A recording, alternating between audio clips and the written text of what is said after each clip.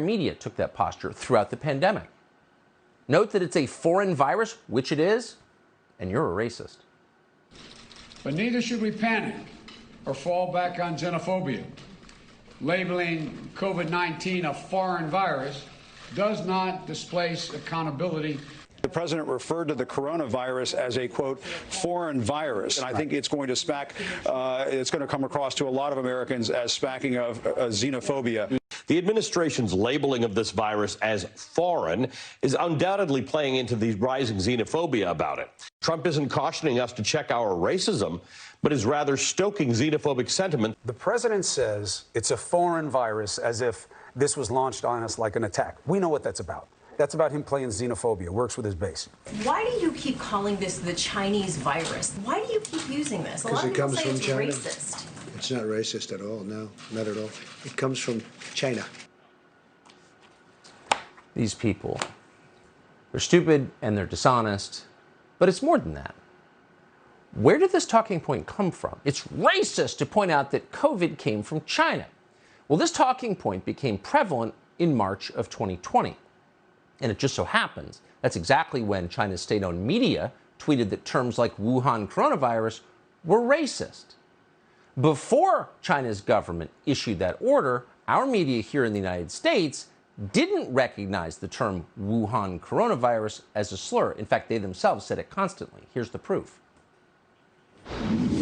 The Wuhan coronavirus has now surpassed the 2003 SARS outbreak. The first U.S. case of Chinese coronavirus was confirmed at one of her hospitals. Inside that building is the world's first lab-grown copy of the Wuhan coronavirus outside mainland China. The Chinese coronavirus death toll has jumped to at least 26 people. The death toll from the Wuhan coronavirus spiked today. The Chinese virus, the coronavirus that is worrying the whole world.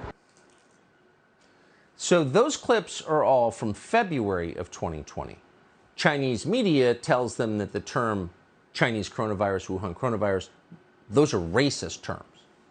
So the American media immediately declares that those are racist terms. They're taking their orders directly from Chinese state media. So are you surprised they're not really interested in finding out where the COVID virus came from?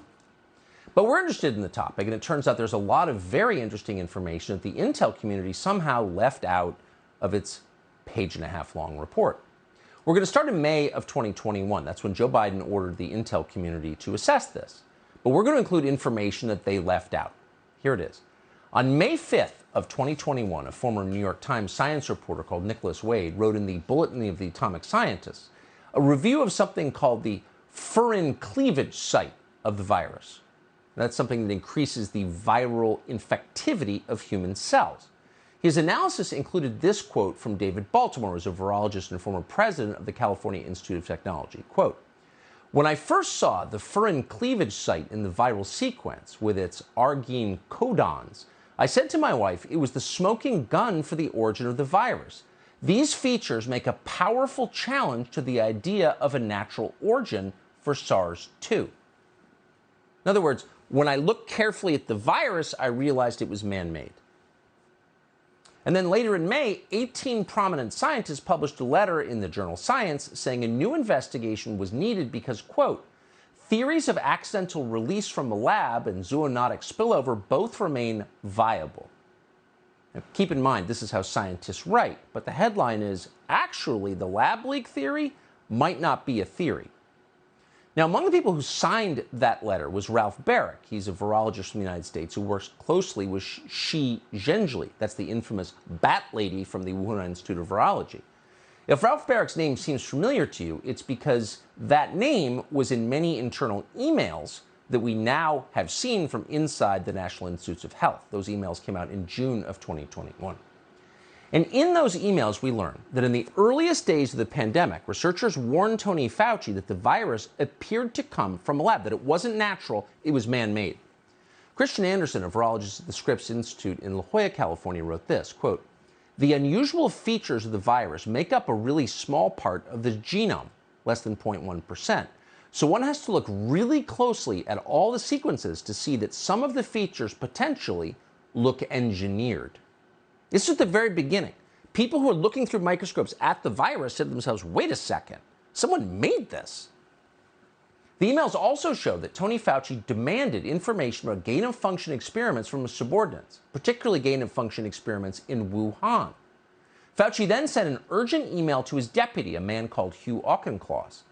The subject of that email is in all caps, and it was this: important, quote, Hugh, it is essential that we speak this AM. Keep your cell phone on. Read this paper as well as the email that I will forward. You will have tasks today that must be done, end quote. Fauci then attached a document to the email titled Barrick, Shi et al., Nature Medicine SARS Gain of Function.pdf. Now, keep in mind that Tony Fauci denied under oath that Ralph Barrick, a researcher in the United States, had ever conducted gain-of-function research in Wuhan. And yet here was Tony Fauci emailing his subordinates about Ralph Barrick's work with Wuhan's bat lady, who was the person conducting infamous experiments on bat coronaviruses that may have changed the global order. They may have caused this pandemic and put China ahead of the United States and therefore in charge of the world. Now, around the same time the email showed, the director of the NIH, the now completely discredited Francis Collins, was trying to bury the lab leak theory. Collins wanted his underlings to find, quote, something NIH can do to help put down this very destructive conspiracy, end quote. Now, keep in mind, Francis Collins at the very same time was running around telling everyone what a great Christian he was and doing all these interviews with the evangelical websites, telling people to listen to what Tony Fauci was saying. Believe the U.S. government. No, the lab leak theory is ridiculous. Get the vax. That was Francis Collins. Well, it turns out he was lying. But none of this made it into the Intel Agency's 1.5-page report to Joe Biden. Neither did the news that the Wuhan lab spent hundreds of millions of dollars on a new filtration system shortly after the pandemic began. Really? On September 16, 2019, nearly 3 months after the first reported cases of COVID-19 emerged, the Wuhan lab agreed to spend $606 million on a, quote, central air conditioning renovation project. $606 million. It's a lot for HVAC.